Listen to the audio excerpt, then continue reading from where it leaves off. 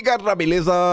Como é que vocês estão? Meus amigos, hoje é segunda-feira, uma nova semana se inicia com mais um dossiê, porque nas últimas horas mais informações saíram, foram publicadas, mostrando que sim, houve uma espécie de acordão para a queda do Maduro, e parece que o inimigo estava muito mais próximo do Maduro do que ele pensa. O inimigo doméstico estava ao lado. Parece que a vice-presidente da Venezuela, que acabou assumindo, teve um papel-chave e que já vinha de conversa, né, no pé do ouvido dos americanos desde outubro. Vamos falar sobre isso e muito mais, trazer algumas polêmicas também em relação ao que está acontecendo na Venezuela. Não é treta não, internet é polêmica mesmo. Mas quero começar o vídeo, enfim, né, trazendo algumas coisas que rolaram nas redes sociais sobre o sequestro de Maduro, né? Vamos falar quem realmente está sequestrado. Aí sim a gente começa a olhar até para falar de acordão. Segundo o Metrópolis, segundo aliados do Lula, parece que o comportamento do Lula em relação a Maduro tem sim aquele dedinho da Magnitsky. Não é brincadeira, saiu já na imprensa. E aí realmente tem muita coisa pra gente falar. Falamos sobre teatros, né? Retórica e ação. Marco Rubio andou falando algumas coisas, o Trump, a Darcy, né? A nova presidenta da Venezuela. E mais um monte de coisa pra gente comentar nessa parte. Aí na segunda, vamos falar sobre hipocrisia, máscaras caindo, dentre tantas outras coisas. Eu não quero nem adiantar porque eu não sei até onde vai dar pra ir. E eu não quero começar uma treta e não poder falar dela hoje. Mas vamos, que tem muita coisa. Comportamento padrão aqui do esquerdeiro médio, né? Do petista médio das redes sociais. Aquela fala assim histérica, como se fosse o fim do mundo, né? Que, meu Deus do céu, Maduro, herói do povo brasileiro, tá assim, né? Se ainda não caiu a ficha e o desenho, os Estados Unidos agora mandam num país colado na Amazônia brasileira, colado porta com porta, quintal com quintal. Comemorar isso é bater palma porque um alucinado virou seu novo vizinho. Alucinado que poderia te matar. Hoje ele jura que só mata longe, amanhã pede açúcar, depois entra sem bater. E outros petistas também falando que... porque a imprensa noticiou, né, que o Maduro foi capturado. E capturado não, ele foi sequestrado. Mas enfim, para essa postagem aqui, o Mafinha respondeu de uma forma, eu acho que ecoa no coração de diversos bolsonaristas, falando assim, ó: vocês entregaram nossas famílias para a polícia do Xandão. Fizeram literalmente grupos organizados para denunciar pessoas inocentes para o Supremo.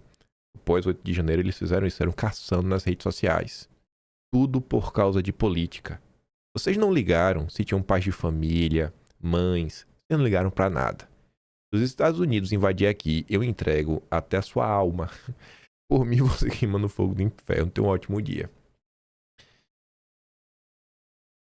Os petistas já achavam que ia perseguir as pessoas da direita e ia ficar todo mundo de boa. Não. Águas passadas. O que vocês fizeram contra Bolsonaro ficou lá atrás. E é sobre isso que eu quero falar, né? Os petistas passaram os últimos dias, aí eu quero pegar esse gancho e falar: meu Deus, Maduro, pobre coitado, foi sequestrado. E o Arthur comenta que o único presidente sequestrado, de verdade, é o Bolsonaro. E cada movimento político do regime, né, do sistema de extorsão judicial e da Faria Lima mostram isso. Maduro é um criminoso e um contrabandista. Ele foi capturado, é um bandido. Aí, para falar do caso de Bolsonaro, vou trazer aqui uma pessoa que eu acho que é insuspeita, né? O Aldo Rebelo. Bem que agora, para parte da imprensa, o Aldo Rebelo já é quase um bolsonarista. Mas enfim, por que o Arthur disse, por exemplo, que o Bolsonaro é um sequestrado? E grande parte das pessoas da direita também falam. Olha o que foi feito contra Bolsonaro. Deixa que o Aldo Rebelo narre, né, os eventos, a sua volta aí para a prisão após 4 procedimentos, né, 4 cirurgias.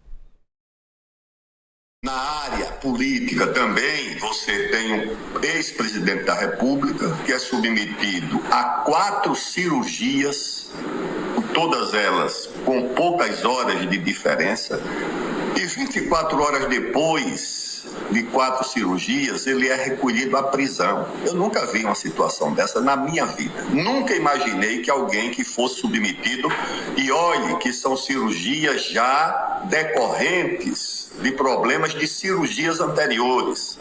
E mesmo assim, depois de 4 cirurgias, esse ex-presidente da República, ex-deputado de 7 mandatos, é recolhido à prisão. Ou seja, não pode fazer a convalescença, a sua recuperação em casa. Eu acho que isso também é um sinal dos tempos difíceis que nós estamos vivendo. Ninguém sabe se aí já é a ação da justiça ou se é a ação da vingança. Ninguém sabe exatamente qual a fronteira entre justiça e vingança numa determinação dessa natureza. Vocês acham que, gente, que Bolsonaro é alvo de justiça ou de vingança? Eu tenho certeza que é de vingança. Bolsonaro pede isolamento acústico na prisão para acabar com o ruído de ar-condicionado, né? Perturbação contínua, né? À saúde. Mas é isso, né? Bolsonaro tá sendo muito cri-cri, né? Ainda tá achando ruim. Bolsonaro tá achando ruim. 4 cirurgias, barulho pra ver se não consegue dormir direito. Aí, os mesmos petistas que estão aí tão preocupados com o Maduro, eles deviam, sei lá, explicar, né? Porque eles estão preocupados. Essa notícia acho que mostra bastante. João Santana e Mônica Moura receberam 10 milhões de dólares de Maduro. Aqui foi a turma do Poder 360, né? Naquela do relembrar e viver. Isso aqui não foi agora. Pagamento aos marqueteiros de Lula e Dilma era feito em dinheiro pelo próprio Maduro em 2012, durante a campanha de Hugo Chávez a presidente. Pois é, né? Por isso que tem tanto petista aí que defende Maduro com unhas e dentes. Nunca foi por ideologia, nunca foi por nada, sempre foi por dinheiro e poder. É só isso que move essa gente. Essa matéria foi maravilhosa, porque é o que realmente confirma no frigir dos ovos. Bate com o que já rodava na Rádio Peão há um bom tempo.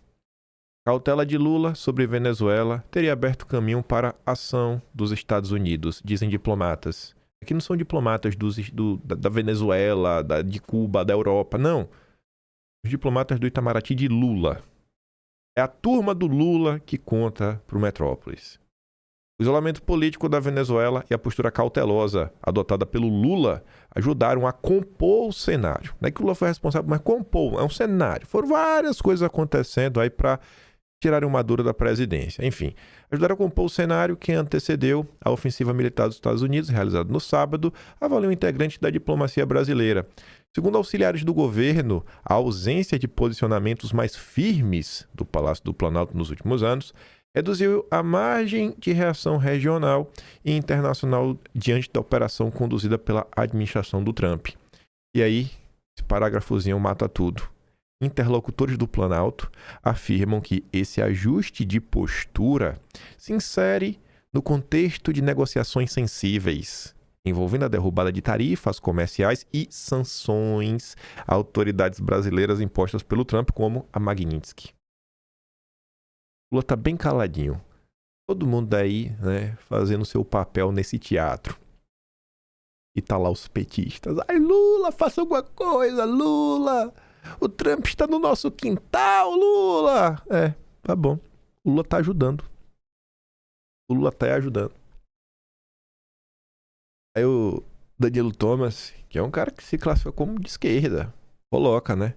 Antes de se surpreender e se decepcionar com Lula, o pessoal deveria se perguntar como ele chegou à presidência do Sindicato dos Metalúrgicos em plena ditadura.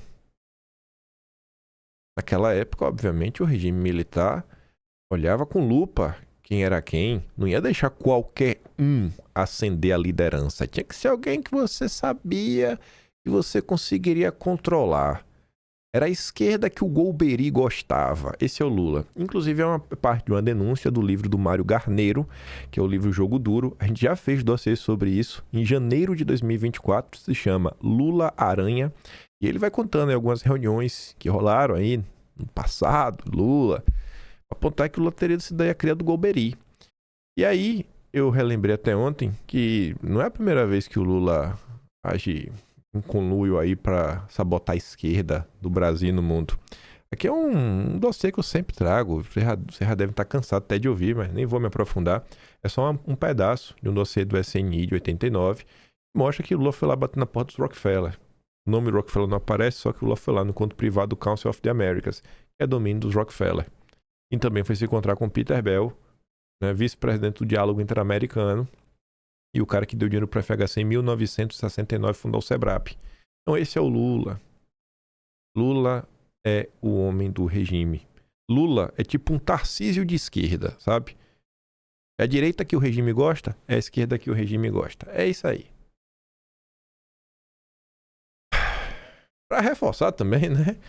A oposição da Venezuela, ou seja, a direita na Venezuela, diz que a captura de Maduro foi negociada. E eu acho que realmente foi, viu? Saíram muitas notícias ontem nesta direção. E também várias análises aí que a gente já tinha comentado no vídeo de ontem. Fontes dentro da oposição venezuelana informaram que a captura do Maduro foi negociada. O presidente dos Estados Unidos, o Trump, confirmou neste sábado ter capturado Maduro e o levado para fora do país após atacar Caracas, capital da Venezuela. Segundo a Sky News, membros da oposição dizem acreditar que a captura de Maduro e sua esposa, Cília Flores, fazem parte de uma saída negociada. E parece que essa saída vem sendo negociada com talvez a pessoa que realmente entregou o Maduro desde outubro. E esse encontro aí teria ocorrido, né, no Oriente. A gente vai chegar lá. Matéria de hoje já. Saiu hoje. Vocês estavam dormindo e a matéria estava entrando no ar. E curiosamente, saiu na Globo. Mas vamos lá. Quem assumiu a presidência da Venezuela foi a vice, a Delcy Rodrigues. E aí ela assumiu. Primeiro momento, gritando: aqui não! Vamos nos defender. Aqui os Estados Unidos não entram. Sua braba. Veio com um discurso forte, né? Mas não só ela, o Diosdado Cabello, o outro lado também, todo mundo brabo. Aí foram perguntar pro Marco Rubio: Marco Rubio, e aí? A Delcy parece braba, viu? Rubio minimiza a reação de presidente interino na Venezuela. Retórica é uma coisa. Queremos ação. Assim, ela vai deixar lá. Ela tá só falando. A gente quer saber, sabe, o que tá por trás das cortinas. É tudo parte de um grande teatro. É isso que o Marco Rubio tá falando.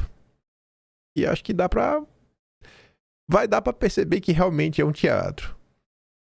Marco Rubio afirmou que o país não vai reagir à condenação feita pela presidente interina da Venezuela, a Delcy Rodrigues, ao ataque americano que empreendeu Maduro e a sua esposa no sábado, dia 3. Durante a coletiva de imprensa após a investida, o próprio Trump, afirmou que Rodrigues, que era vice de Maduro e assumiu, estava essencialmente disposta a fazer o que consideramos necessário. O que a gente acha que é necessário, ela vai fazer.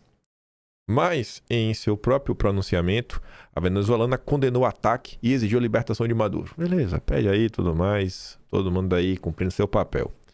Marco Rubio desconsiderou os comentários de Rodrigues em entrevista à ABC News neste domingo, dia 4. Aspas, retórica é uma coisa. Temos retóricas por várias diferentes razões. Especialmente horas depois da pessoa que antes estava no comando do país ser algemada, Como é que ficaria a imagem frente aos petistas da Delcy se ela reifasse o Maduro? Ela tem que fingir. Ela tem que fingir que ela não entregou o Maduro. Já pensou ela ficar pintada como traidora?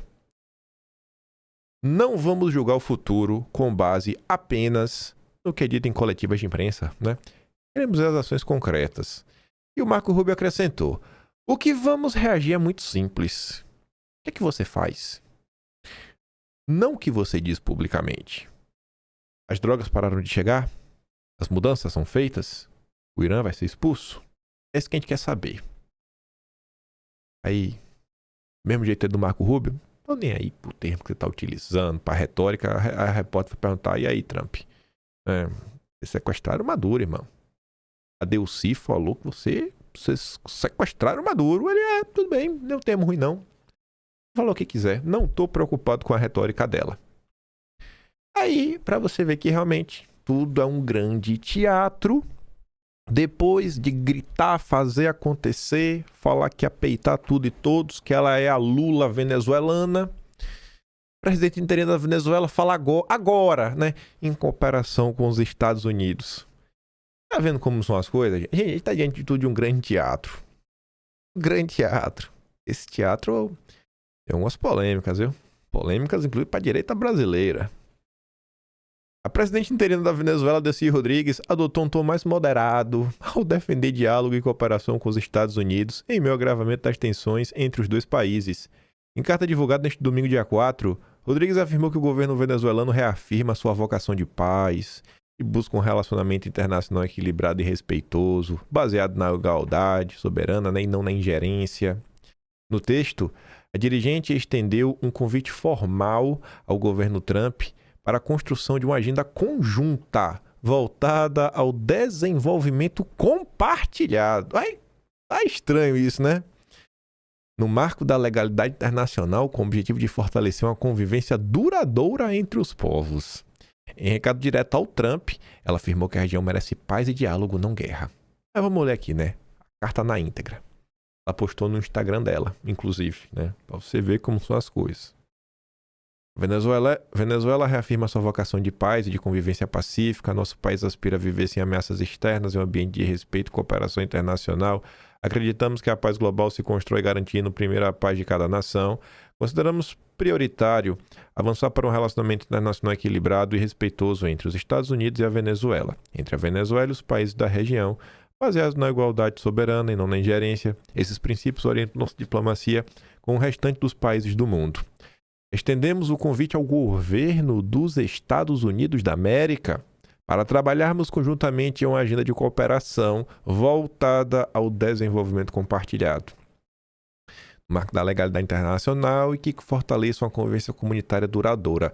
Presidente Donald Trump, nossos povos e nossa região merecem paz e diálogo, não guerra. Esse sempre foi o predicamento do presidente Maduro e é o de toda a Venezuela neste momento.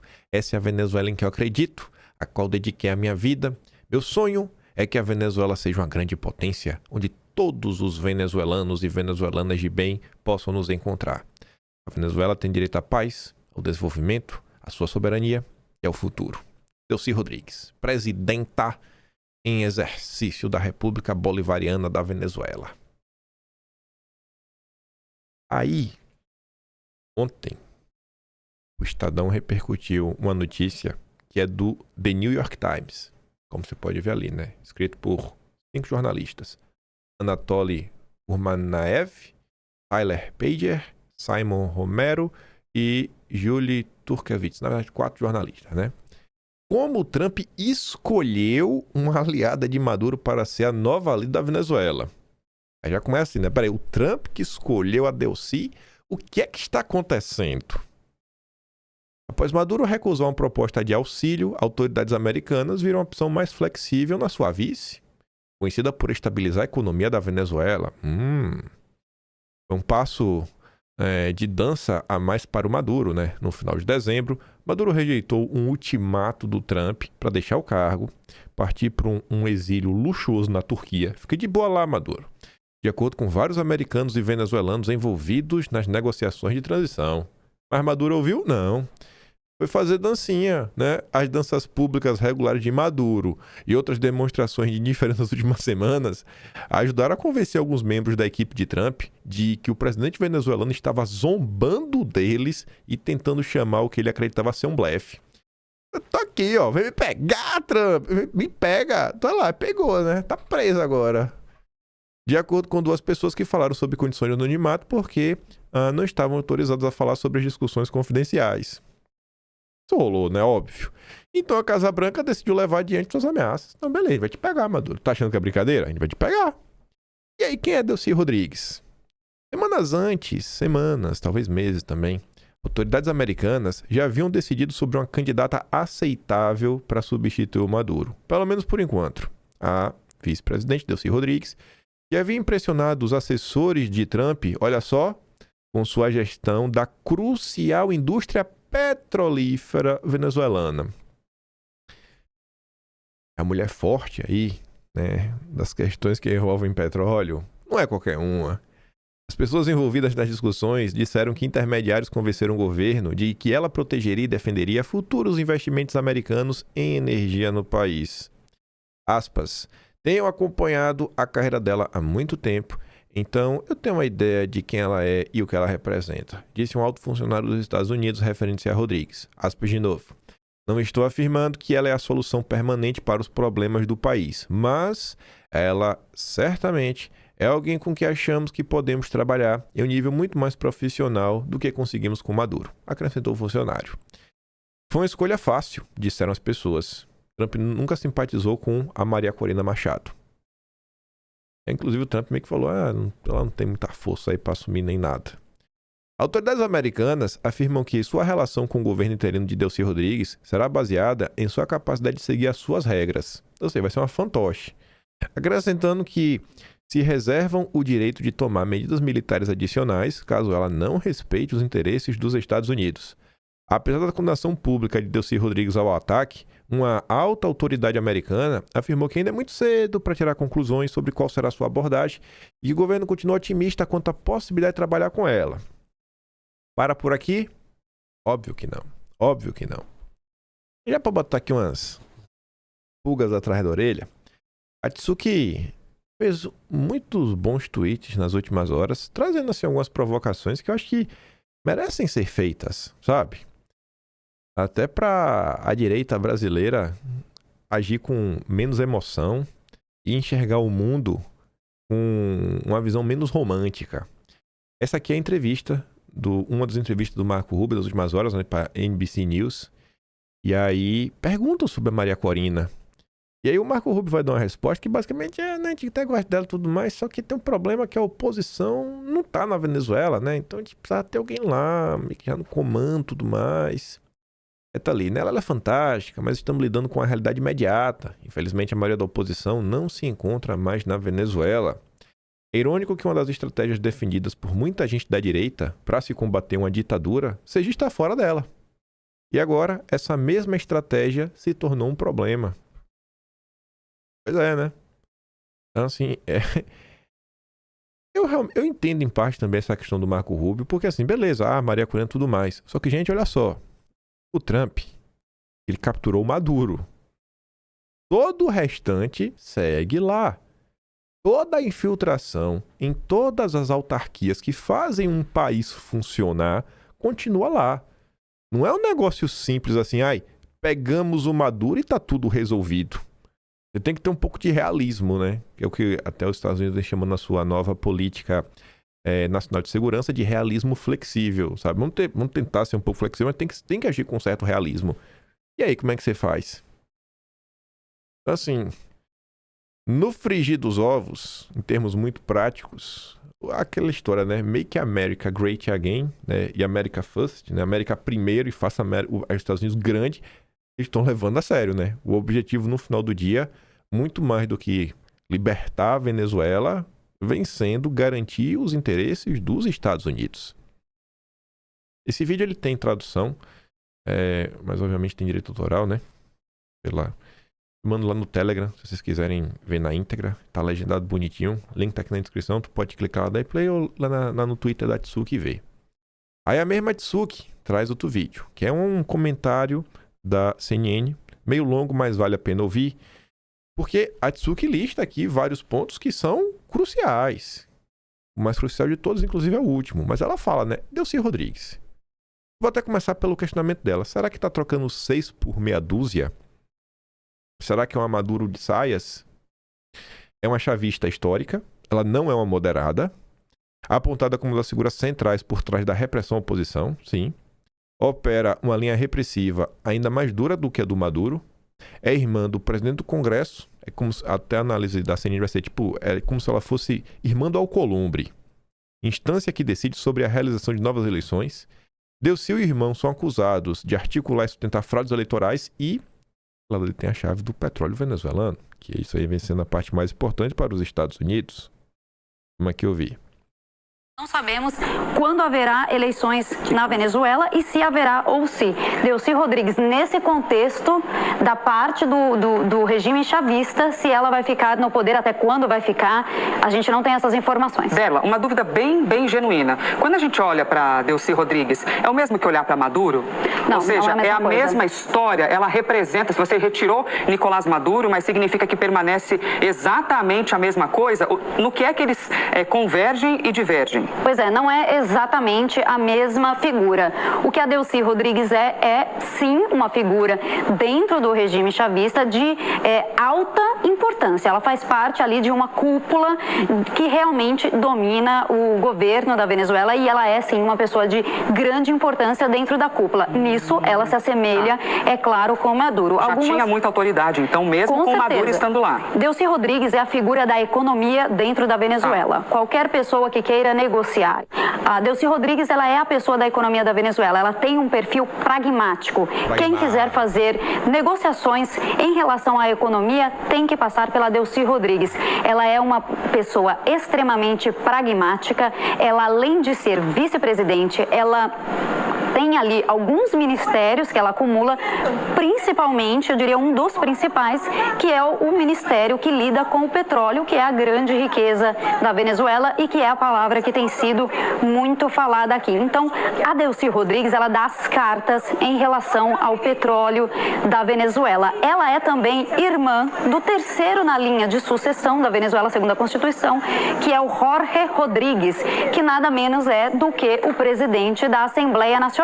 Ou seja, é quem vai dizer também se haverá prorrogação de um eventual prazo ou não, que vai também ali combinar se haverá convocação de eleições ou não. A Delcy Rodrigues, ela é vista como uma figura extremamente dura e repressora por alguns analistas. Ela é de longe vista como uma figura moderada. Ela seria uma das pessoas, segundo analistas, Elisa, uma das pessoas que estaria por trás da grande repressão, do aparato de repressão da oposição que existe hoje dentro da Venezuela. Isso eu digo, segundo os especialistas de Venezuela. Até numa régua de comparação, por exemplo, porque o Nicolás Maduro é a vitrine do negócio, sim, é de fato o presidente. Mas nesse quesito repressão, ela apareceria até com mais força que Maduro? Sim, ela é vista dentro da Venezuela como uma figura de mais repressão do que o próprio Nicolás Maduro. Ela e o irmão também são acusados de também estarem por trás das acusações de fraudes eleitorais que há dentro da Venezuela. Então, ela é vista como uma pessoa que representa o regime chavista. Ela começou a carreira política dela dentro do governo Hugo Chávez, com um cargo ali dentro da Secretaria de Comunicação de Chávez e foi crescendo dentro da estrutura chavista até chegar ao cargo de vice-presidente. Ela também foi chanceler da Venezuela por vários anos e também falou em nome do país em inúmeras situações. Compreendendo agora essa conexão familiar, essa vice de Maduro, ela é irmã do presidente da Assembleia Nacional. Que já tá bom, né? Deu pra entender.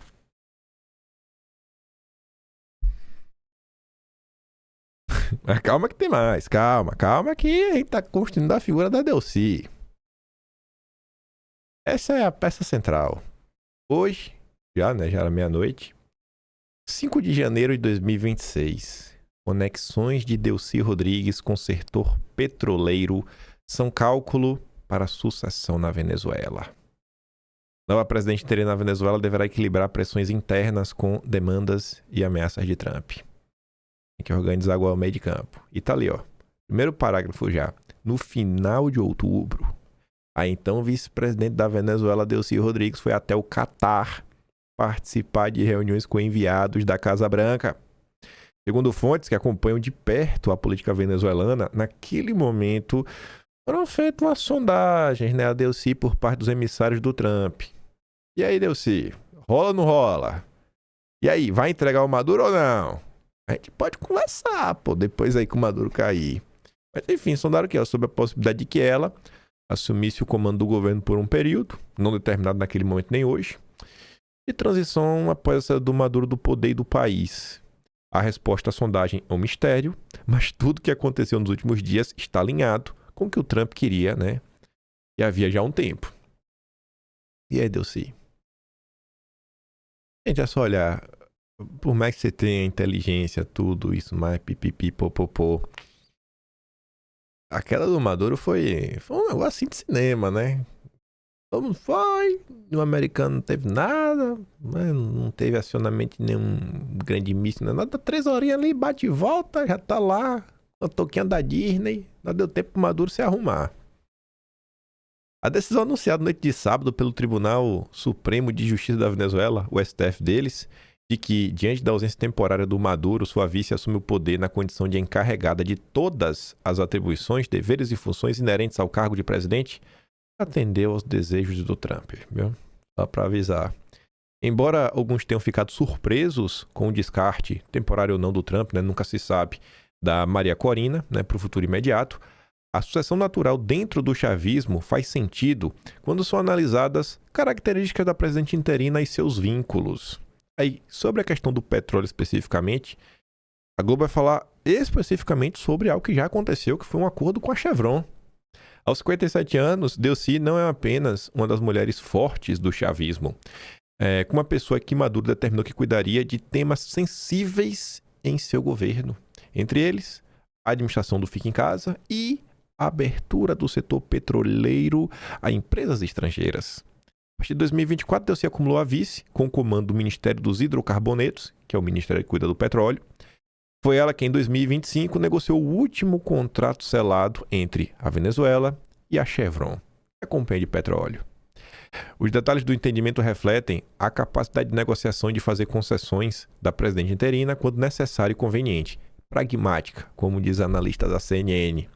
Diferentemente de entendimentos anteriores, neste caso, o pagamento da Chevron ao governo venezuelano foi determinado em barris de petróleo. Ou o regime chavista não recebe recursos financeiros, algo que faria uma enorme diferença em momentos de asfixia econômica. Delcy aceitou condições menos vantajosas em nome de manter uma boa relação com a companhia americana. E aí, Delcy, rola ou não rola? Entregaram o Maduro de bandeja. Entregaram o Maduro de bandeja. O inimigo tá ao lado. Cobra comendo cobra.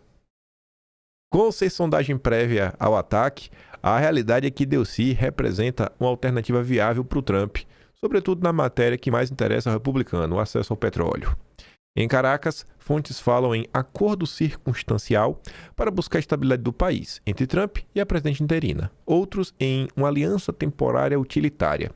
Delcy foi aceita pela Casa Branca por suas conexões no setor petroleiro nacional e internacional. Quanto vai durar esse entendimento ou aliança, vai depender de um dedicado equilíbrio entre os interesses de Trump, as pressões internas e a dinâmica dentro do chavismo. Em outras palavras, de uma fonte diplomática brasileira, a situação ficará no fio da navalha. Se a presidente interina tem o desafio de controlar a relação com os Estados Unidos e com seus companheiros chavistas, Padrino Lopes vai continuar à frente dos quartéis, função que está desde 2014. Quartel, a repressão, a força mesmo, do Estado. E Diosdado Cabello, chefão, chefiando as principais forças de segurança do país. Os três devem manter a coesão no chavismo para sobreviver. Bom, parece que por hora a pauta aí trazer um pouco de liberdade para a Venezuela tá em desuso. Se você parar para analisar assim, com boa vontade, tentar entender, cara, como isso aqui talvez possa te ajudar, qual é a mensagem que passa no final do dia, Esses três com certeza sabiam que o Maduro com certeza entregaram a cabeça do Maduro. Não foi só a Delcy sozinha. Ela não tem capacidade disso, Até porque tem as forças de segurança do país envolvidas. Se esses três se uniram, falam assim, vamos bater uma conversinha nós três? Vamos entregar a cabeça do Maduro? Se três entregaram a cabeça do Maduro, por que dois não podem entregar a cabeça de um? Sabe? Ou um pode entregar a cabeça de dois depois? Eles provaram para eles mesmos que eles não têm nenhum tipo de lealdade a nada. Eles entregaram o Maduro. Não tem por onde correr. Entregaram o Maduro. Então você querendo ou não, você vai colocar três pessoas lá que está envolvida até o talo com o regime chavista, não vão querer cair, e eu tenho certeza que eles vão preferir, eu acho que tem uma tendência forte de manter um teatro, mas tomar aí decisões, seguir por caminhos que eu acho que vão agradar a diplomacia americana, de modo que eles fiquem quietos onde eles estão. Para se dois tentar se juntar para derrubar, o que você vai derrubar como? Já pensou? Dois se juntam para derrubar internamente. Aí vai fazer o quê? Porque olha, aí você vê, uma tem um apoio e contato mais próximo com os Estados Unidos, que é a Delcy. O Padrino tá ali frente aos quartéis, E o outro tá ali com as forças de segurança do país. Assim, cada um tem uma parte importante. Não é tão simples assim, Todos podem cair atirando. Eu acho que eles apostaram nisso daí para tentar manter uma certa coesão. Até onde isso vai dar certo, não faço a mínima ideia. Longe do perfil que traçaram jornais americanos recentes, a Delcy ela não é uma chavista moderada. Essa caracterização pareceu parte de uma estratégia do establishment americano interessado em negociar com o chavismo, ou seja, na manutenção do regime. Para tentar assim dar, vamos tentar vender isso de uma forma, para vender que foi uma vitória, porque o establishment americano está mais interessado na exploração do petróleo do que lacrar para cima do Trump e qualquer outra coisa. Então, dessa vez, vamos tentar trabalhar todo mundo junto? De boa, dessa vez? Para a gente conseguir realmente assim, né, tirar alguma vantagem para a gente? Sobre essa questão do petróleo, o Trump já tinha falado sobre isso. Aspas para ele, inclusive. Tá ali, ó. Após a captura de Maduro, Trump disse que os Estados Unidos vão consertar a indústria do petróleo da Venezuela. A Globo não fala de sequestro, é captura. Após a captura do Maduro, Trump afirmou neste sábado que pretende abrir o setor petrolífero da Venezuela à atuação de grandes companhias dos Estados Unidos. Uma pergunta que eu tenho é se Joesley Batista tem algo nesse meio na Venezuela, né? A Âmbar Energia tem alguma coisa. Se tiver, eu não vou ter nenhuma surpresa. Aspas pro Trump. Nossas gigantescas companhias petrolíferas dos Estados Unidos, as maiores do mundo, vão entrar, gastar bilhões de dólares, consertar a infraestrutura petrolífera, que está em péssimo estado, e começar a gerar lucro para o país. A estratégia de Trump visa ao controle do fluxo de petróleo venezuelano para a China, diz especialista. Por mais que seja por mais que essa situação toda, vamos partir do pressuposto que tudo que aconteceu foi uma decisão 100% egoísta por parte dos Estados Unidos. Eu acho que a tendência ainda é de melhorar não só a vida na Venezuela, como em alguns problemas internacionais e mundiais. Ali, ó, um dos alvos do Trump parece ser o controle do fluxo de receita gerada pela venda de 70% da produção à China. Trump estaria buscando, né, cortar essa influência chinesa. Quem faz essa análise é o David, ex-secretário de Energia do governo do Mário Covas. Com potencial retomada gradual do setor na Venezuela, diante de uma enxurrada de petrolíferas americanas desembarcando no país, levando ao aumento da oferta. Se você tem um aumento da oferta do petróleo, os preços tendem a cair, o que acaba sendo bom, né? A tendência é a gasolina ficar mais barata, porque inclusive você vai ficar menos dependente do Oriente Médio. Vai ficar só nas mãos do OPEP, né? Não, isso é bom, né? O preço do petróleo vai baixar. E ainda tem outra coisa. O carinha aí, que é o especialista do Estadão, ele observa que surge uma notícia nada boa para a transição energética. Isso aqui atrapalha a agenda verde. Isso certamente vai retardar os avanços das fontes alternativas de energia, que é uma agenda realmente também de controle de subemissão, mas que muito apoiada aí, né, pelos setores globalistas, que vocês conhecem muito bem. Assim, ainda que seja uma decisão 100% egoísta, eu acho que a vida na Venezuela vai melhorar. Saiu uma matéria hoje de manhã, já às 6 horas, na Globo, inclusive, que eles foram ali na região sul da Venezuela, próximo da fronteira com o Brasil, conversar com alguns venezuelanos. Obviamente, a Globo escolhe, né, quem eles vão entrevistar. Mas eu acho que tem um certo fundo de verdade também, algumas críticas, e que eu acho que valem as reflexões e as provocações, que é o seguinte, né? Desconfiança. Venezuelanos dizem que nada muda com Delcy Rodrigues na presidência. É tipo tirar o Lula e colocar o Alckmin. Não é nada, né? Se tirar o Alexandre de Moraes e colocar o Flávio Dino. Não muda nada também no final do dia, né? Melhor, o Barroso se aposenta e Lula nomeia o Messias para a vaga do Supremo. Muda alguma coisa? Só porque o Messias é evangélico? O que os Estados Unidos fizeram foi um show, uma mentira. Maduro foi embora, mas o regime fica. Isso é uma verdade, né? O regime realmente ficou. Não foi uma invasão, foi uma negociação. Negociar na saída do Maduro. O povo segue sofrendo, essa é a verdade. No futuro é incerto. Não há poder democrático na Venezuela. Os extremos, direita e esquerda, são essa mentira. Quem está no meio sofre. O povo trabalhador, que quer uma economia pujante. As pessoas estão decepcionadas e com muito medo, porque afinal não houve liberdade na Venezuela. Não acredito que os Estados Unidos vão solucionar nada. Eles não estão interessados na Venezuela, estão interessados nos recursos da Venezuela. Eu não acho que os Estados Unidos só está interessado nos recursos. Não acho. Até porque essa agenda, né, de censura, se você também não combate isso, e essa agenda de liberdade, se você deixa cada país ficar no Deus dará, isso acaba tendo, né, um crescimento global, um reforço global, como você viu nos últimos anos, né, todo o avanço em termos de censura de rede social. Então, assim, se você fecha os olhos porque acontece nos países, vai fechando, uma hora se volta contra você mesmo. Então, eu não acho, sabe? Eu não acho que o cara só quer saber do petróleo e acabou. Eu acho que eles tentam realmente se equilibrar, cara. O que hoje dá para ser feito no cenário atual, é o que dá para ser feito hoje com, sei lá, visando, sei lá, um futuro melhor, talvez um futuro que ainda tá um pouco distante. Aí, outras duas pessoas que a Globo foi conversar e falaram sobre condição de anonimato. Tudo que estamos vendo é uma grande decepção para quem acreditava em mudança. Nada vai mudar na nossa vida do ponto de vista da repressão e do medo, porque o grupo de Maduro continua no comando.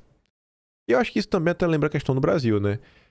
Claramente, as perseguições nas redes sociais deram uma reduzida. A gente não tem mais notícias de canais sendo derrubados, pessoas sendo censuradas. Isso deu uma acalmada. Mas o medo passou? A repressão passou ou mora logo ao lado? Né? Tirou a Magnitsky, mas o medo, a repressão tá ainda aí. O regime brasileiro tá aí. E tudo tende a piorar quando o país quer ditar as regras. Não tem liberdade sem autonomia. Diz o venezuelano de Santa Helena de Guairém. A Delcy nada mais é do que a continuidade do Maduro no poder. Se nada mudar de fato, se um governo legitimamente eleito não tomar posse, vamos continuar com os mesmos problemas. Um país sem infraestrutura, sem emprego, sem renda e ainda mais isolado do mundo. Não sabemos mais a quem recorrer. E não acredito que Trump queira realmente mudar a vida do povo venezuelano. Ele está olhando apenas para os próprios interesses de outro morador, né? Um comerciante de 29 anos. E se identificou como Juan. A Etsuko postou um comentário da doutora Cristina Martins Jimenez. Comentário também provocativo. Etsuko traduziu, né? E colocou ali. Ninguém fica tranquilo no meio de uma tempestade sem uma rede de segurança pré-estabelecida. Essa serenidade não é inocente. Não é inocente, né? É estratégica. É a serenidade de quem, né? Da Delcy Rodrigues. Fazendo lá um pronunciamento. Paz e tranquilidade. E aqui está a parte mais incômoda. As transições supervisionadas, elas não libertam os países. Elas os reorganizam. Elas mudam a narrativa, redistribuem o poder, encobrem alguns enquanto sacrificam outros. O cidadão entra na equação apenas como pretexto. Prometem-lhe um futuro enquanto a distribuição do poder é decidida a portas fechadas. Não se trata de esquerda ou direita. Trata-se de quem controla a riqueza, o dinheiro, as armas e a narrativa quando a cortina se fechar. E se o processo avançar sem problemas, não é porque o sistema se tornou mais humano, mas porque o acordo sobre quem paga e quem sai impune já foi feito. O resto é apenas ruído, e o ruído, quase sempre, serve para distrair você de onde as decisões reais estão sendo tomadas. Tem um bom tempo que eu digo para vocês que eu acho que a direita brasileira tinha que parar com esse papo de conservador nos costumes, liberal na economia, começar a agir de uma forma, sabe, realmente muito mais coesa, ter um plano. E eu defendo verdadeiramente um agnado nacionalista. É fazer o que o Trump está fazendo. O Trump está preocupado com o país dele no final do dia, no frigir dos ovos. Não é que não tem que ir atrás de apoio. Gente, todo apoio é bem-vindo. Todo apoio internacional é bem-vindo. É bem-vindo. Mas achar que no final do dia alguém vai fazer tudo pela gente, não vai. Olha, por exemplo, a questão da Magnitsky. Eduardo cobrou quantas vezes? Gente, precisamos de apoio, precisamos de pressão. A direita brasileira tem que fazer por onde? A direita brasileira também tem que se mover. Não só deixaram tudo nas costas do Eduardo, como a direita brasileira ainda ficou jogando pedra, reclamando do Trump e reclamando do Eduardo. O que aconteceu? E quando você olha para o Brasil, gente, em termos históricos, sabe?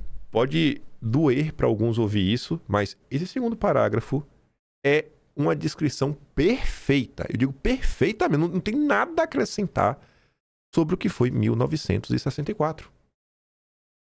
As transições supervisionadas não libertam os países. Foi uma troca de regime totalmente supervisionada. Os Estados Unidos sabiam, assim como agora na Venezuela, colocaram navios na costa, teve a Operação Brother Sun. Fizemos já dossiê sobre isso. Assim como conversaram com algumas pessoas, o Lincoln Gordon teve inúmeras conversas. Assim como tem até um diálogo, aqui foi um diálogo até com o próprio governo. na época, houve dinheiro que já foi enviado nas eleições anteriores, 2 anos antes, nas eleições de 62, porque não corria no mesmo tempo a eleição de presidente e a eleição de governador, senador e deputados. Aí continua, né? Essas transições, elas reorganizam o regime. E realmente organizou. Você trocou algumas figuras. Tirou aquela ali meio varguista, trabalhista, ali próxima do Jango. Aí você trouxe meio que os militares que estavam em determinados locais. Não todos os militares. Setores mais próximos do regime. Você catapultou os liberais. Todo mundo ali do núcleo duro do IPS. Aí mudou a narrativa. Vamos combater o comunismo. Né? Aí valia tudo. Né? Redistribuiu o poder entre eles. Júlio de Mesquita, filho do dono do Estadão, confessou que desde 1962, 20 de janeiro de 62, eles já estavam discutindo até quem seriam ministros. Já estava cotando o Lucas Lopes e o Roberto Campos. Encobrem alguns, sacrificam outros, deixa aí, bucha de cão, roda. O cidadão entra na equação apenas como pretexto. A marcha da família com Deus pela liberdade, que teve dedo da família Mesquita. A irmã de Júlio de Mesquita, filho, estava lá. Julinho. O cara do Cruzeiro do Sul, que era empresa de aviação. A mulher dele também estava no meio, já comentou sobre isso. Promete-lhe um futuro enquanto a distribuição no poder desse da portas fechadas. Foi exatamente o que aconteceu no Brasil. Exatamente, sem tirar nem pôr. E a direita está presa nisso até hoje, achando que era para lutar contra o comunismo. E os comunistas safados, a esquerda safada, fica batendo no peito para falar que eles iam salvar o Brasil e tudo mais. E aí foram impedidos por um golpe. No final do dia, sabe, não foi nada disso. Foi só mais uma ação desse regime global a impedir o Brasil de se desenvolver. Não que quem estava no poder desenvolveu o Brasil, mas é só mais do mesmo, jogo de poder. E outra provocação que estava na rede social, eu acho que em pontos aqui tem que ser considerada, o Felipe fala assim, ó, a estratégia do Trump vai ficando clara. Ele não quer liberdade e democracia, ele quer regimes alinhados, seja ditadura ou não. No Brasil, desde que Lula prometeu alinhamento ideológico, o Trump recuou, mesmo com o Bolsonaro preso doente. Na Venezuela será igual. Tiveram várias outras coisas, né? A inação da direita brasileira. Imagina, ó, você é presidente dos Estados Unidos, você compra uma briga que vários setores da direita americana acham que não deveria comprar, que foi o que aconteceu no Brasil. E o que é que acontece quando essas pessoas olham para o Brasil? Os principais representantes da direita estão reclamando e criticando a decisão do Trump. Como é que você mantém algo assim? Difícil, né? Todos os governadores de direita que querem ser candidatos a presidente estão criticando o Trump. Como é que você resolve isso? Então o cara tá olhando assim no final do dia, vem cá, bicho. A gente tentar sair do lugar. Olha, vocês aí com esse discurso lacrador, ok, lacra aí, lavem a alma. Eu quero resolver alguma coisa. Eu quero trazer algum tipo de melhoria. Eu quero tirar aqui da minha região a Rússia, a China, o Irã. Né? Eu quero tirar a influência desse pessoal, que eu acho a minha melhor. Ele pode estar errado, mas ele tá trabalhando pelo país dele. Eu vou fazer o que eu posso. É basicamente isso, né? Ele tá avisando para as pessoas que fazer o possível muitas vezes é muito importante. O Trump também não parece que não quer parar na Venezuela, não. Aqui é um áudio. Eu até achei que... Eu falei, rapaz, será que isso é aqui de verdade? Que o bicho tá imparável, viu? Mas é verdade mesmo a voz dele. Dentro do avião, né? Air Force One. A jornalista perguntou... Primeiro ele fala, né? O Colômbia é governado por um homem doente. Ele não fará isso por muito tempo. Do Petro, né? Aí a repórter, então, terá uma operação americana na Colômbia? Também me parece uma boa ideia. Tu fala, será que ele falou isso mesmo no áudio? Foi bem, saiu na imprensa. Quase hoje, 11 da noite. Trump ameaça fazer operações na Colômbia e chama Petro de doente. Gosta de produzir farinha. Não é farinha de trigo, né? Aquela que você cheira e fica doido. Menos de 2 dias depois autorizou a invasão da Força Americana na Venezuela para capturar o Maduro. O Trump ameaçou fazer mais ações militares em outros países. Uma das nações citadas foi a Colômbia, presidida por Gustavo Petro, o primeiro esquerdista a governar o país sul-americano. Em declarações à imprensa a bordo do Air Force One deste domingo, Trump disse que, assim como a Venezuela, a Colômbia também está muito doente e acusou Petro de estar ligado, né? Ficou. A Colômbia é governada por um homem doente que gosta de produzir farinha e vendê-la aos Estados Unidos.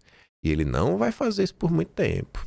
Questionado se isso poderia significar uma operação dos Estados Unidos contra Petro, né? Trump respondeu: parece bom, viu, isso aí pra mim. Aí, na sequência, Trump afirmou à imprensa que o México também precisa se organizar melhor e combater com mais rigor o tráfico. Já sob o uso de força militar em Cuba, o presidente dos Estados Unidos acredita que não será necessário. Ele acha que a ilha, né, do Fidel vai simplesmente cair. Não acho que precisemos de nenhuma ação. Mais uma postagem também para reforçar, né, que esse ano acho que podemos contar esse realismo flexível do governo Trump. Não é porque ele está disposto a bater um papo com Lula para tentar tirar algum proveito que ele não prefira eleger um governo verdadeiramente de direita, né? E o brodinho aqui da CNN tá ligado nisso, viu? Isso vai nos atingir? Já está nos atingindo. Já chegou o Cone Sul. Já chegou o Cone Sul porque a Argentina dos Kirchner era uma Argentina muito próxima da China. E houve uma total substituição da relação estratégica, doutrinária, pelos Estados Unidos. Então, eu diria que nós estamos vendo esse predomínio, esse enlist, engage e expand acontecendo de fato. Vai chegar ao Brasil, o percurso é Venezuela, rapidamente, depois Colômbia no ciclo eleitoral, e vai chegar ao Brasil. E vai chegar ao Brasil por uma linha, talvez não convencional, né? Crime organizado transnacional. Que está mencionado lá explicitamente. Está mencionado explicitamente porque é migração, crime organizado, recuperação da pujança econômica e Américas para os países americanos. E tem um país que não foi mencionado aqui, é China, claro que é o foco, mas é Irã também. O Irã estava muito forte, ainda está na Venezuela, mas foi, claro, dilapidada a condição ofensiva do Irã com os ataques israelo-americanos, os 12 dias lá que destruíram o programa nuclear. Prepara aí, viu, Lula? O bicho vai pegar esse ano.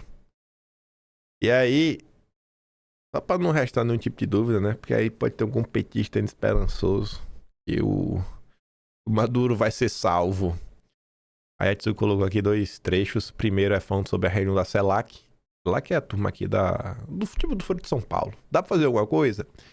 E depois a reunião da ONU. E aí? Na ONU aí, dá pra gente resolver de algum jeito aí? Vamos aqui ouvir. A CELAC tem poder de enfrentar esse momento de tensão e tentar mudar alguma coisa? A resposta curtíssima, Estevão, seria não.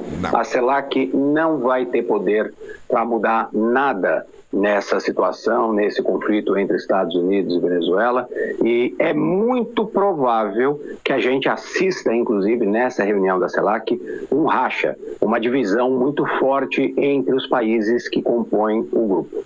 A CELAC é a comunidade dos estados latino-americanos e do Caribe, reúne 33 países do hemisfério, com exceção dos Estados Unidos e do Canadá. Portanto, é o único fórum que inclui apenas países latino-americanos e caribenhos, mas é uma entidade que está fraturada neste momento.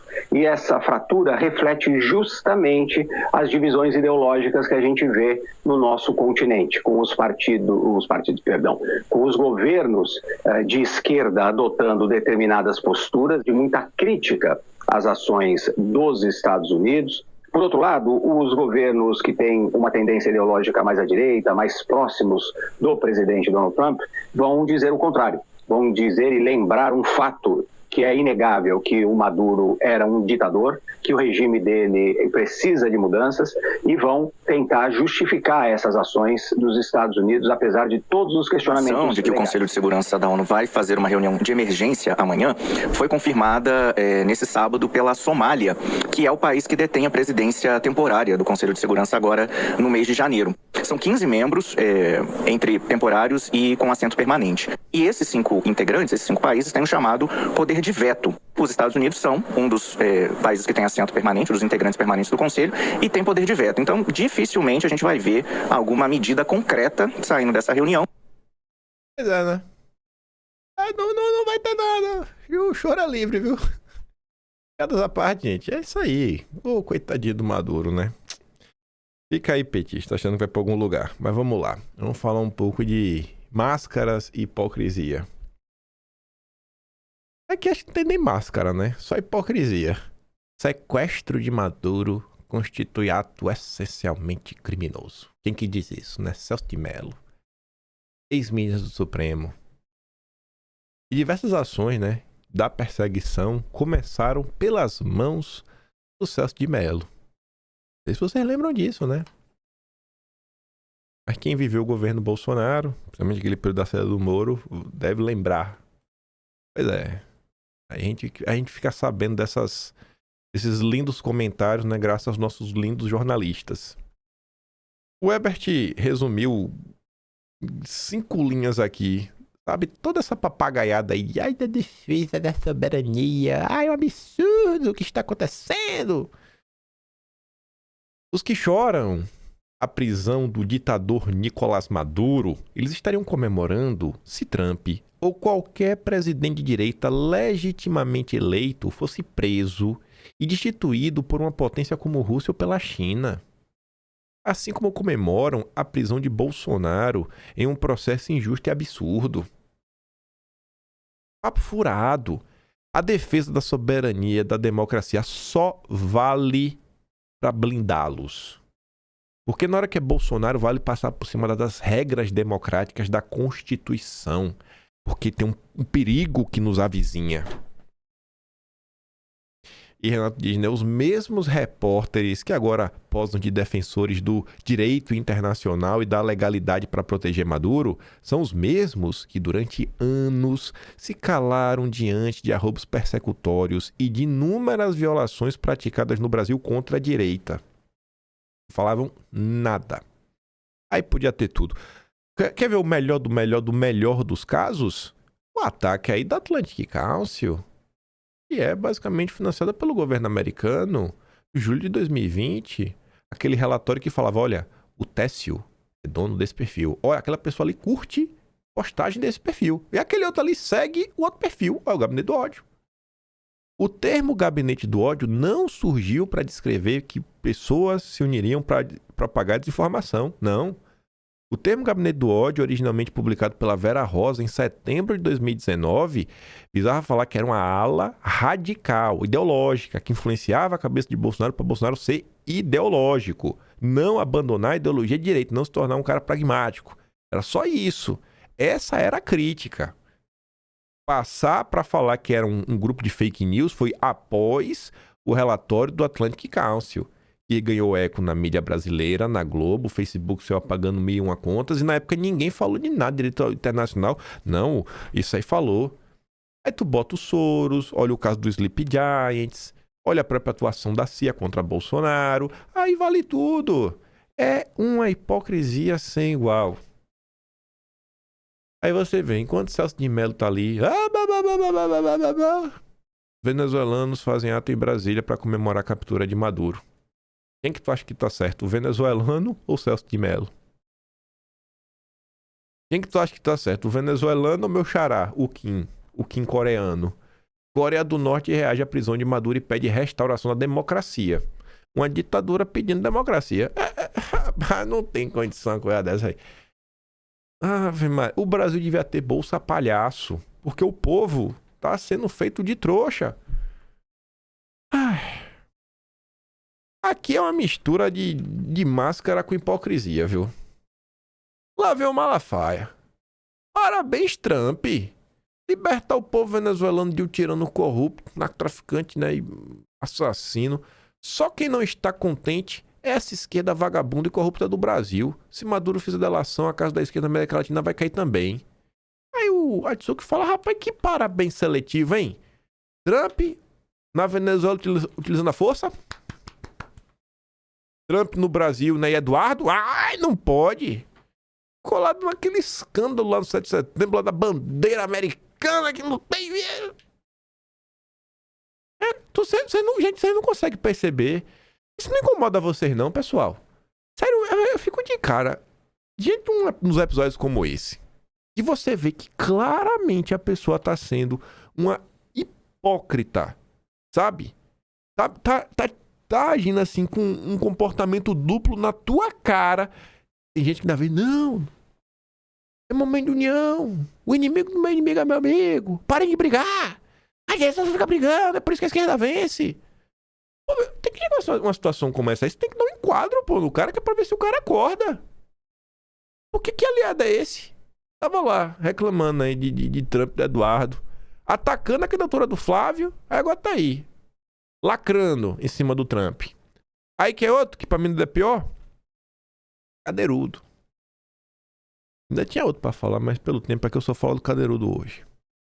Tarcísio busca espaço na crise da Venezuela, reforça tom eleitoral e recalibra relação com Trump. Ficou calado aí. Tudo o que aconteceu nos últimos anos, calado. Tá calado em relação à candidatura do Flávio. Mas pra mamar o Trump, né? Ah, deve ser o André Esteves que mandou. O governador não menciona a presidente americana após desgaste no alinhamento em relação ao tarifaço. O mandatário destoa de Flávio e dos governadores ao mencionar a chance de derrota da esquerda na disputa presidencial deste ano. Aí tá ali a postagem, né? Aí, começando por essa, porque a gente acabou de falar do Malafaia. Lá vem o Sóstenes. Os esquerdistas do Brasil estão começando a dizer que defendem a soberania da Venezuela. Quero ver o MST lá ajudar os venezuelanos a enfrentar o exército americano. Em 2026, o Brasil também vai se libertar da esquerda. Aí o Vilimigo fala assim, ô irmão, é interessante, né, o senhor falar em 2026, porque o nosso candidato é o Flávio Bolsonaro, que fez várias postagens sobre o assunto. E aí o senhor escolhe compartilhar logo o Tarcísio. O Malafaia que te mandou fazer isso? Sabe assim, os caras não dão o botão de RT, gente, é de graça. Não sei se vocês sabem disso, sabe? Você chega no Twitter e aperta ali, compartilhar é de graça, não paga. Mas esses deputados de direita, rapaz, pra compartilhar alguma coisa da família Bolsonaro, a mão cai. Ou morre, né? Parece que perde R$1 milhão da conta bancária. A Tsuki já veio pra outra linha. Porque o miserável do Tarcísio, né? Essa cara aí que parece que, sei lá, fizeram banana batida com a cara dele. O cara veio me falar de conivência e omissão. Essa ditadura só tá aí por de conivência e omissão. É igual no Brasil, né? Tem muito omisso em relação a Bolsonaro. A Tsuki fez quase que o melhor comentário de todos. Teve um que eu achei ainda melhor que o da Tsuki. A Tsuki fala assim, ó. Ô, Cadeirudo, as instituições brasileiras estão corroídas, porque ele fala isso da Venezuela, e aceleram a morte de quem você, né, diz ser amigo. Amizade é se importar com o que o outro está passando e sentindo, mesmo quando isso gera incômodo ou atrapalha os seus cálculos. A sua conivência e o seu silêncio demonstram que Bolsonaro foi amigo, você não. Neste vídeo, você não foi capaz de mencionar o empenho do governo Bolsonaro na Operação Acolhida. As visitas que Bolsonaro fez às famílias venezuelanas que fugiram para o Brasil estavam em abrigos, nem os lares que ele visitou durante a pandemia. Aí o cara que fala de conivência e omissão é o cara que dizia, né, que quando Dom Pedro III não se briga, a gente se une a ele. E que depois do teatrinho que ele fez lá no 7 de setembro, ele já mandou mensagem e já fez as pazes. Uma das falas do vídeo do Tarcísio é que uma ditadura não se constrói, né, da noite para o dia. Pois é, Tarcísio. E o melhor comentário de todos, na minha concepção, né, a minha, cada um pode ter o seu, foi o do Petrópolis conservador. Petrópolis arrochou, viu, aqui em cima do Tarcísio. De boa mesmo, Tarcísio. Tu grava vídeo pra lacrar em cima do Maduro, mas tu não teve a coragem de fazer um único vídeo defendendo o Bolsonaro diante da perseguição política escancarada que ele sofreu e continua sofrendo. Tu não fez vídeo em apoio a Eduardo, que tá exilado nos Estados Unidos. Tu não fez vídeo de apoio ao Flávio. Um silêncio absoluto, um velório político quando o assunto é Bolsonaro e sua família. É porque Tarcísio gosta de trabalhar nos bastidores, mas pra lacrar em cima do Maduro é em público, né? Aí agora, tu quer posar de tigrão com o Maduro, depois que o jogo já está ganho, depois da prisão, quando não há mais custo nenhum. Coragem seletiva não é coragem, é cálculo. O mesmo Tarcísio que fez lobby para boicotar as ações dos Estados Unidos aqui dentro, agora posa de linha dura internacional, fica difícil te levar a sério. Tarcísio fez lobby contra a tarifa, contra a Magnitsky, contra tudo. Com apoio do Roberto Campos Neto, Leva Carone. Aí teve o... Como é o nome do governador que veio aqui, que o... Brian... Esqueci o nome do cara agora, que Tarcísio veio lá. Quem ainda cai nessa lábia, me desculpe, mas pra mim já deu. Isso não é neutralidade, é jogo duplo. É o velho rato saindo pelas bordas, tentando agradar todo mundo sem se comprometer com ninguém. Ou você muda de postura e passa a apoiar o bolsonarismo de forma clara e leal, assuma logo o caminho que já parece ter escolhido e vá procurar espaço no BTG na Faria Lima. Chega de ambiguidade disfarçada de prudência. E para trazer números sobre isso, a turma do Lauro Jardim manda, ó. Apesar de prometer apoio, Tarcísio ignora Flávio nas redes sociais. Tarcísio fez mais de 30 posts no Twitter desde que Flávio se lançou candidato. Nenhuma publicação cita o Flávio. Nenhuma. Mas não pode reclamar do Cadeirudo, não. Aliado. Que aliado desgraçado desse, viu? E saiu também outra nota, mas tá aqui embaixo, né? Os consensos em rodas de conversa de ricaços no Réveillon sobre as eleições de 26.